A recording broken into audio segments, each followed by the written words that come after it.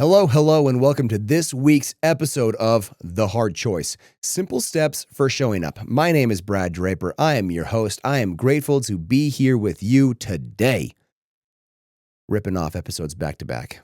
My brain's going fast, thinking of a lot of stuff. And it is amazing what happens when you really zoom in and you drill in on something. No distraction, just go. I can't remember the numbers, but it's something of if you get distracted, you're in flow state, you're drilled in, you're focused, you have intention. If you have a text go off, a call go off, an interruption of any kind, it's something like 20 minutes to get back into that frame of genius that you were once in.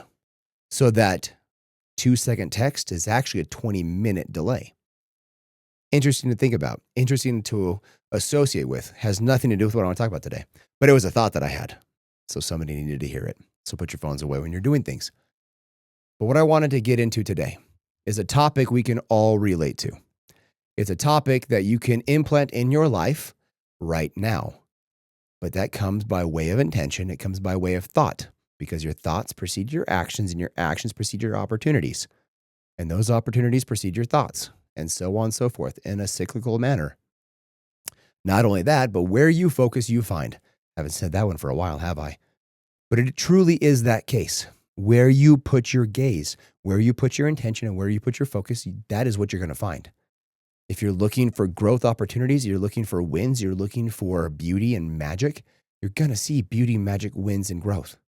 If you're looking for despair, hardship, trial, and adversity, you're going to find despair, hardship, trial, and adversity. It's really where you place your focus. And if you have lack of intention or lack of focus, you will drift. And that's what we're going to talk about today. I was at my old stomping grounds, the laboratory that I have not been to. It's wild to think, almost 3 years. Well, I haven't worked there for almost 3 years. I've been there a few times. And I was giving a tour and pointing out two different instrument brands. Two instrument brands you've probably never heard of, Perkin Elmer and Agilent. They're two big players in the scientific laboratory instrumentation space. But we're going to transpose those names to Harley and Honda. Harley-Davidson and Honda Motors. Because the same basic situation occurred, by and large. Back in the day, Harley was king, right? Nobody could touch them. They were the best bikes. Everybody had them.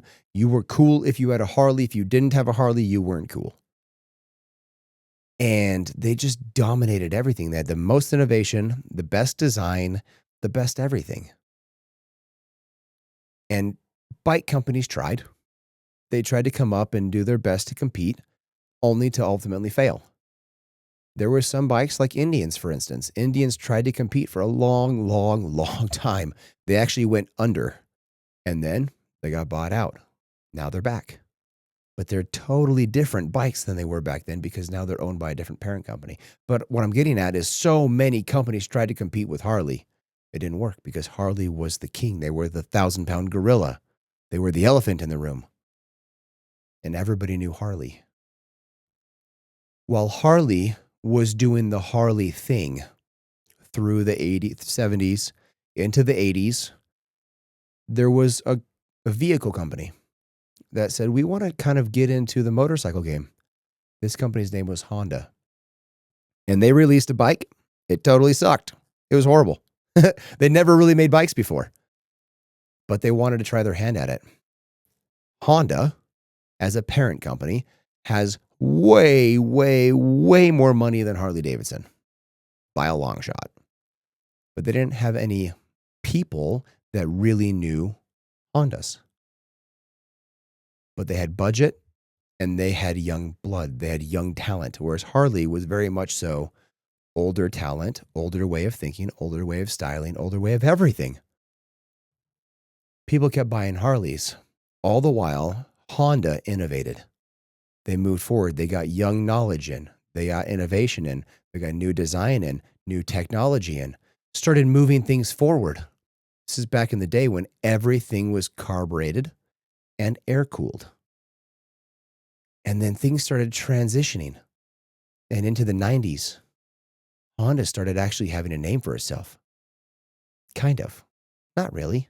They were like the little brother, with Harley being the big brother. The little brother people knew, but it was kind of an annoying little nuisance. And if you rode a Honda, you weren't cool. You were only cool if you had a Harley. And then on into the late 90s, into the 2000s, all of a sudden, Honda had the Shadow in the late 90s, mid to late 90s. They came out with the Shadow that competed with the Harleys. They got the V-Star, the VTX, all these bikes that started competing with Harley. But they went to liquid cooled. They went to fuel injected. They started taking technology that was used in cars, never really used in motorcycles, because motorcycles were simple little machines, 2 cylinders, sometimes 1 cylinders, 3 cylinders. You had a few bikes here and there, like the Gold Wing, that 6 cylinders, whatever it is, freaking huge. But Honda never stopped innovating. And then next thing you know, out of nowhere, Honda started making better bikes. They started selling more bikes. You were no longer a dork for riding a Honda, but you were included in the biker gang. You were part of the cool kids crew because now you were on just a bike. So Honda could stand toe-to-toe with Harley. Today, I don't know the actual numbers, but I would go on a limb and say Honda outsells, in the whole world, Honda outsells Harley in motorcycles. Total motorcycle sales. Honda probably, I would go out on a limb and say, but don't quote me on it. Honda sells more bikes, but I can definitively tell you Honda makes a better bike by a long shot. Today, 2025, Harley-Davidson still makes air-cooled bikes. If you see a Harley on the side of the freeway, it's hot outside and it's traffic jam, you're seeing that Harley on the side of the freeway, not because it's broken down, it's because it overheated. Whereas you see the Hondas and the Yamahas and the Suzukis doing just fine because they're liquid cooled. They don't need to be moving. They have fans keeping them cool. They're fuel injected. All bikes these days are fuel injected. Nobody's carbureted anymore. So they got that going for them. But what I'm getting at is Honda didn't rest on its laurels. Harley-Davidson knew that it was the best. So it kind of stopped innovating. Added on things like radios and speakers, few bells and whistles, but by and large, Harley has been the same for 20, 30 years. But a Honda 10 years ago, 15 years ago, was a very different bike from today. They innovated. They moved forward. They did not rest on their laurels. As with the case with these instruments, and I did Honda versus Harley because you're most likely going to know Honda versus Harley. You would not know Perkin Elmer versus Agilent. The same thing happened. Perkin Elmer was the king of the hill for 20, 30 years. They literally created the technology for that type of instrumentation. And then a little company named Agilent showed up and got their butt whipped in the 90s. Made terrible stuff. Totally sucked. But then Hewlett-Packard bought Agilent. Hewlett-Packard is orders of magnitude bigger than Perkin Elmer by way of corporate size, especially in the 90s and 2000s.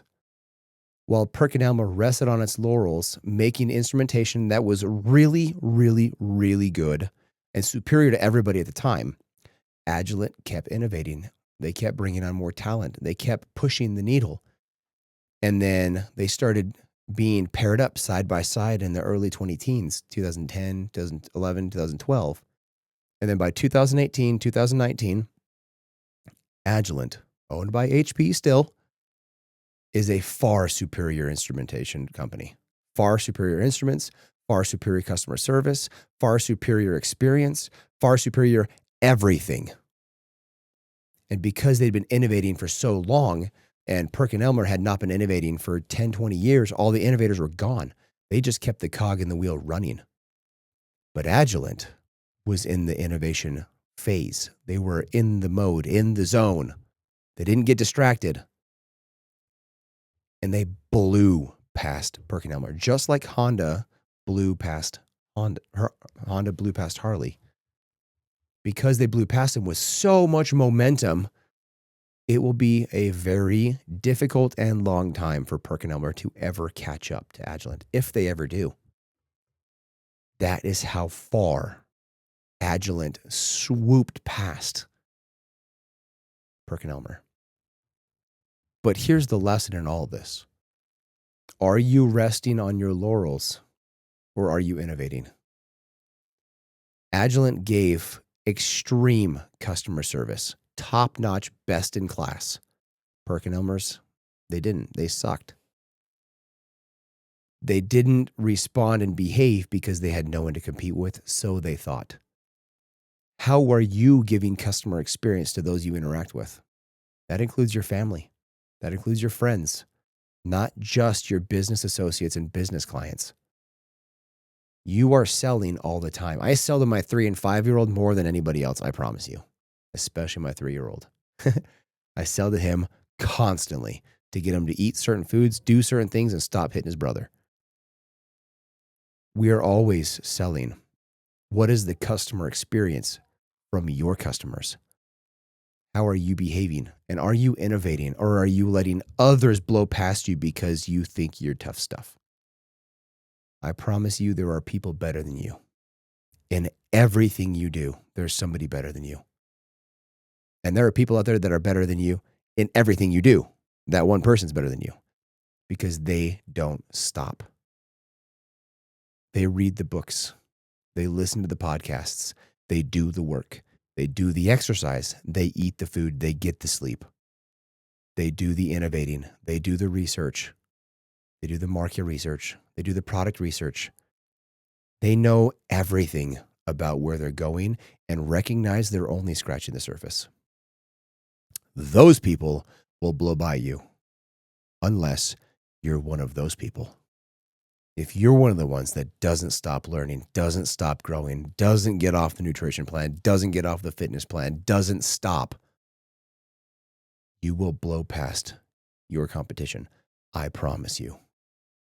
You may not blow past them today. You may not blow past them tomorrow. But at some point, you will blow past them with so much momentum, you will be an unstoppable force. You will be the Hondas. You will be the Agilents. You will be the Macintosh, MacBooks, Apple. Apple was a nobody when the computer game first started, by the way. Who's the gargantuan now? Tesla was mocked, by the way, in 2008, 2009. Elon Musk was mocked for starting Tesla. He was mocked for taking every ounce of money that he had to start SpaceX and Tesla. He's also mocked for trying to create rockets because he's not an engineer. He's not a rocket scientist. That's a NASA thing. You can't do that. You have to be NASA to do that. Well, guess who NASA gets information from now? SpaceX. That's because the people that never stop innovating, never stop working, and never stop growing are the ones that blow past the ones that do. So where are you resting on your laurels? Where are you sitting on your heels, allowing others to blow past you? Because I promise you, in some capacity you are, because you're not perfect. You're putting more energy to certain things than others. Is that where your energy needs to be allocated? Or should it be elsewhere? Only you really know that answer. I want you to think about that. I want you to report back to me. You can find me on social, Mr. Brad Draper. Tell me what you found. What are you changing? How are you moving your needle? Let's have a conversation. Share this episode with your friends and your family. It's the only way the show grows. It grows organically, and it is fun to see it go around the world and receive messages back from people that have listened, have acted, and done something about it, and then even blowing past me, which is so cool. I love that. A teacher wants nothing more than its students to exceed them. And that's what I want for you. Keep on moving, keep on growing, keep on innovating. You're going to get there. The sun will rise. I promise you that. Like this thing, subscribe to it, download for future listenings. Until next week, I love you guys. Bye.